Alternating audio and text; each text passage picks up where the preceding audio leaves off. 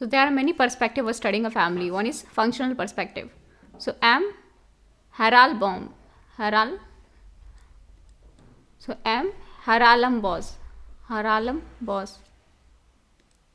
So M. Haralam Boss की book है books on sociology. So ये ऑथर है Michael Haralambos. He wrote the first 2 edition of sociology theme perspective. उन्होंने लिखा है. कब पैदा हुए थे? 1942. Still he is alive. 79 years के 1942 में पैदा हुए थे Michael Haralambos. Functional perspective की बात करें, M Haralambos in his book sociology themes and perspective makes review of the definition of the family from the functionalist perspective. तो इनकी जो बुक थी sociology themes and perspective, M Haralambos ने review किया है of the definition of family from the functionalist perspective. तो इस review में 3 main question. The review involves 3 main question. One is what are the function of the family to the society, what are the function of the society to the family, and what are the function of the family to its members. So पहला तो function family क्या है society के लिए, फिर society का क्या है फैमिली के लिए, देन व्हाट इज़ द और फैमिली का क्या फंक्शन है मेंबर्स के लिए. तो ये 3 क्वेश्चन इन्होंने इसमें अपनी बुक में बताए थे. एम हरालम्बॉस ने अपनी बुक थी, इनका नाम था sociology themes and perspective. So M Michael Haralambos की बुक है सोशियोलॉजी थीम्स एंड पर्सपेक्टिव.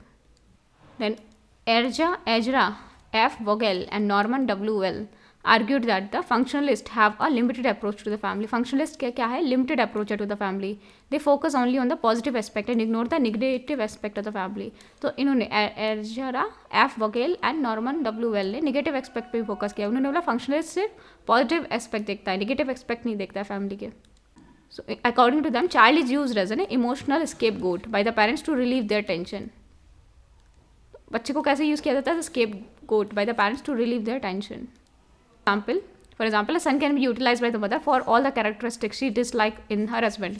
कि पापा जैसे हरकतें हैं बिल्कुल, समझिए इनको जो भी कैरेक्टरिस्टिक पता नहीं है तो मदर यूज़ करती है. So a son can be utilise by the mother for all the characteristic disliked about her husband. Edmund Leach, he is also a functionalist. He says that the more there is a industrialization of community, greater is the isolation in the family. जितना industrialisation होगा उतना ही isolation होगा family में. Isolation lead to more influence of each other among the family members. Isolation होगा तो ज़्यादा influence रहेगा एक दूसरे के ऊपर. फॉर एग्जाम्पल जॉइंट फैमिली है तो इतना इन्फ्लुएंस नहीं रहता पत्नी का पति पे, लेकिन अगर जो इंडिविजुअल फैमिली न्यूक्लियर फैमिली तो पति पे ज़्यादा इन्फ्लुएंस हो जाता है. तो isolation lead to more influence of each other among the family members. So Edmund Leach is a British sociologist. तो ये फंक्शनलिस्ट थे. He was a functionalist from in 1910 died in 1989. Was from UK. Edmund Leach. So Edmund Leach भी a functionalist थे. Says that the more there is industrialization of the community, the greater is the isolation of the family. Isolation lead to more influence of each other among the family members. तो family की बात करें तो family conditioning society होते थे as a conditioning devices. For example बोलेंगे father पे ज़्यादा चीज़ें, मदर जो भी होगी बोलेंगे फादर से बोल दूंगी. तो क्या है? फादर की ज़्यादा अथॉरिटी है कि फादर ही फाइनल से करेंगे हर बात में, फादर की ही मानी चलेगी. तो क्या है? कंडीशन कर रहे हैं सोसाइटी टू बी पैट्रियार्की. अगर सपोज मदर की बात चलेगी तो सोसाइटी को कैसे कंडीशन कर रहे हैं? मैट्रियार्की. तो फैमिली क्या होती है? As a conditioning device. As a conditioning device. तो जो फैमिली में सिखाया जाता है वही बेसिक यूनिट है, वही सोसाइटी पे होती है. फॉर एग्जाम्पल हर एक फैमिली निकलो, हस्बैंड काम कर रहा होगा, ज़्यादातर हाउस वाइफ है. तो क्या है? पूरी हर एक फैमिली में इस तरीके से पैट्रियार्की इंट्रेंस्ड है, वही पूरी सोसाइटी में दिखती है. एक आध एक्सेप्शन हो सकते हैं जहाँ पे हस्बैंड वाइफ कमा रही हो, दोनों कमा रहे हो. बहुत ही कम फैमिली मिलेगी जहाँ पे वाइफ कमा रही हो, हस्बैंड बैठा हो. तो क्या है? ये पैट्रियार्की है हर एक लेवल पे. सपोज हर एक इंडिविजुअल फैमिली में कैपिटलिस्ट मॉडल को अच्छा समझा रहा है तो पूरी सोसाइटी कैपिटलिस्ट हो जाएगी. थोड़े एक्सेप्शंस होंगे लेकिन मेजॉरिटी कहाँ पे जा रही है? What is your family is a conditioning device. For example family में ही सिखाया जाएगा कि दान करो, पुण्य करो. तो सोशलिज्म वाली चीज़ आएंगी आपके माइंड में, दान करो, पुण्य करो, जिनके पास नहीं है उन गरीबों को दो. तो क्या है? इस तरीके से family as a unit condition करती है आपके माइंड को, वही पूरे सोसाइटी में दिखता है. सोशलिस्ट मॉडल है, कैपिटलिस्ट मॉडल है, लेकिन family act as a conditioning device. तो चाइल्ड को इमोशनल स्केप गोट की तरह यूज़ किया जाता है. फॉर एग्जाम्पल हस्बैंड वाइफ की लड़ाई होगी, अब पति को मार नहीं पाएगी, वाइफ कमज़ोर है तो बच्चे को मारेगी, बच्चे को पीट देगी. तो इस तरीके से चाइल्ड स्केप गोट की तरह यूज़ किया जाता है as emotional scapegoat by the parents to relieve their tension. Suppose father आए, बहुत ज़्यादा टेंशन है, प्रॉपर्टी डिस्प्यूट हो गया, बच्चे को पीट दिया. तो इस तरीके से बच्चों को as a scapegoat use किया जाता है. तो यहाँ पे बात कर रहे हैं आइसोलेशन ऑफ द फैमिली। वहाँ पे हम बोले थे isolation of nuclear family from the joint family से दूर चले गए, तो वहाँ पे मतलब आपका आइसोलेशन हो गया। लेकिन यहाँ पे फैमिली आइसोलेशन की बात करें, मतलब इंडस्ट्रियलाइज सोसाइटी में हर एक घर, आपको पड़ोसी के बारे में पता ही नहीं होता है। इंडस्ट्रियलाइज सोसाइटी में एक दूसरे से मतलब नहीं रखता है, तो किसका इन्फ्लुएंस बढ़ता है? फैमिली मेम्बर्स का। बाहर से कोई मतलब नहीं रख रहा है, पड़ोसी नेबर्स को कोई मतलब नहीं है। तो यहाँ पे क्या हो रहा है? फैमिलीज़ का आइसोलेशन हो रहा है, सब अपने में लगे रहते हैं। तो जितने ज़्यादा आइसोलेशन होगा उतने इश्यूज़ बढ़ेंगे। फॉर एग्जाम्पल, ये हस्बैंड पत्नी को मार रहा है, अब क्या है, आइसोलेटेड सोसाइटी में कोई नहीं बोलेगा कुछ, ठीक है करने दो। सपोज मदर बच्चे को बहुत ज़ोर से मारी है, तो अब पड़ोसी नहीं आएगा कि नहीं बच्चे को छोड़ दो, कोई बात नहीं, कोई बात निकलती जाती है। तो यहाँ पे क्या होगा, सब अपने अपने में लगे हुए हैं, तो यहाँ पे सोसाइटी ज़्यादा डेंजरस हो जाती है आइसोलेशन की वजह से। ज़्यादा आइसोलेशन होता है इंडस्ट्रियलाइज सोसाइटी, सिटी में आपको पड़ोसी के बारे में नहीं पता होता है, तो जैसे आइसोलेशन। फंक्शनलिस्ट अप्रोच के बाद एक है हमारा फिनोमिनोलॉजिकल अप्रोच। ये दी थी हमारा R B Laing does not consider functionalism as an appropriate approach to study the family, कि फंक्शनलिस्ट सही नहीं है, अप्रोप्रिएट तरीका नहीं है to study the function of the family.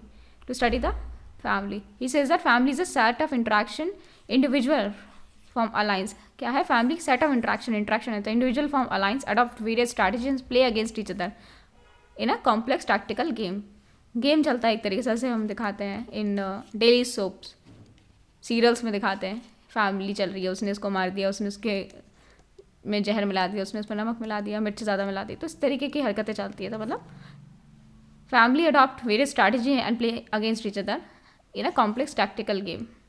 तो एक तरीके से it's a set of interaction, आप फंक्शनलिस्ट पर्सपेक्टिव से नहीं देख सकते। It is also possible that brothers from faction further क्या कराते हैं, फॉर्म कर लेते हैं, mother form faction stands against each other, there can be constant war in the family. Constant war चल रहा है, एक दूसरे से लड़ रहे हैं। Family members can act as a gangster की तरह काम कर रहे हैं, एक दूसरे को मार रहे हैं फैमिली डिस्प्यूट की वजह से, हमें ये ज़्यादा प्रॉपर्टी मिल जाए, वो मिल जाए। फॉर एग्जाम्पल किस तरीके से गेम खेलेंगे? फॉर एग्जाम्पल, दो भाई हैं, उनकी पत्नी आपस में गेम खेलेंगी कि हम ये करेंगे, हम वो करेंगे, उनको नीचा दिखाएंगे, ये करेंगे, वो करेंगे। तो इस तरीके से कॉम्प्लेक्स टैक्टिकल गेम चलता रहता है फैमिली में। उनको बोलेंगे को सिस्टर मीन्स दो पति की wives, they will keep on playing games, tactical games with each other, जैसे दिखाया जाता है in daily soaps. So phenomenological approach ये नहीं बोलता है फंक्शन डिसफंक्शन ही नहीं, मत देखो, बहुत सारे फिनोमिना होते रहते हैं फैमिली में। फॉर एग्जाम्पल, मदर 80 साल की मदर बहुत ज़्यादा बूढ़ी हैं, बोला सर्जरी से थोड़ा बच सकती हैं, जो लड़के बोले नहीं कराओ, उनकी बहनें बोलिए कराओ, क्योंकि बहनों को एक्सपेंसेस नहीं देना है, लड़कों को एक्सपेंसेस देना है, तो वो करा नहीं रहे हैं। सपोज़ कई बार लड़ाई हो गई बहन की भाई से, अब मैं भाई के करने जाऊँगा, अच्छे से बात नहीं करता, तो ये इस तरीके से बहुत सारे फिनोमिना चलते रहते हैं फैमिली में। तो यह फिनोमिनोलॉजिकल अप्रोच।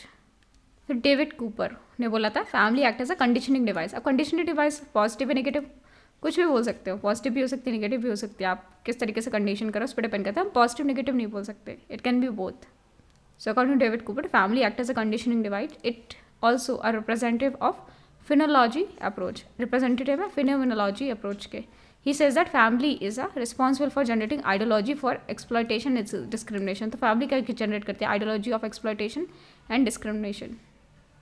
फॉर एग्जाम्पल, जो फ्यूडलिज्म था, it continue for a long period because of feudal ideology perpetuates by family.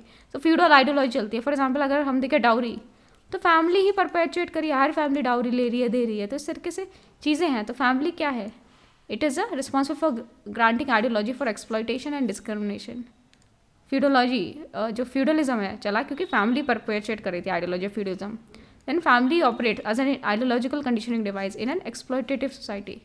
तो एक्सप्लॉयटेटिव सोसाइटी में ideological conditioning device ICD ideological conditioning device की तरह काम करती है फैमिली इन एक्सप्लॉयटेटिव सोसाइटी।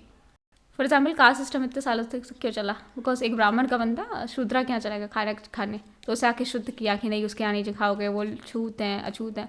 तो इस तरीके से ये जो डिस्क्रिमिनेशन है किसने फैलाया? फैमिली ने। फैमिली परपेचुएट करती है डिस्क्रिमिनेशन, मतलब फैमिली के कंडीशनिंग डिवाइस की तरह काम करती है। फॉर एग्जाम्पल, घर में सर्वेंट्स को बहुत बुरी तरह से ट्रीट किया जा रहा है, काम कर रहे नहीं किया तो थप्पड़ मार दिया। तो एक बच्ची थी, वो गई और कॉलेज में पियोन को मार दिया, क्योंकि उसे लगा it is okay to hit a peon, servant को मारना इज़ ओके। तो उसी तरीके से क्या होता है, family operates as an ideological conditioning device in exploitative society. जैसे वुमेन अपने हस्बैंड से पिट लेगी, बोलेगी हाँ मेरा हस्बैंड है, मार सकते हैं, तो इस तरीके से आइडियोलॉजिकली कंडीशनिंग है, इस चीज़ को एक्सेप्ट कर लिया है। कंडीशन क्या है कि हाँ हस्बैंड का हक होता है आपके ऊपर, मार सकते पीट सकते हैं, तो वुमेन भी इस चीज़ को एक्सेप्ट करती है कई बार.